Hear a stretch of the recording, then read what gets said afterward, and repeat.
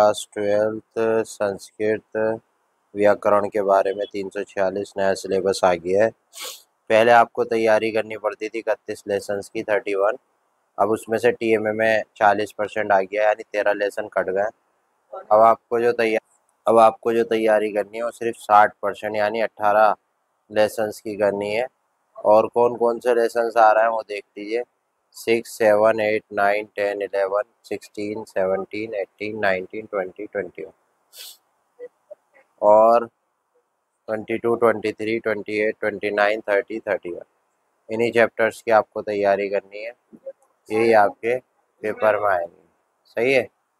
और जो पेपर में नहीं आएंगे वो 13 चैप्टर्स हैं। ठीक है, ये वाले चैप्टर्स जो है ये नहीं आ रहा है 13, 1, 2, 3, 4, 5, 12, 13, 6, 14, 15। इन चैप्टर्स की तैयारी मत करना क्योंकि ये नहीं आएंगे। ठीक है।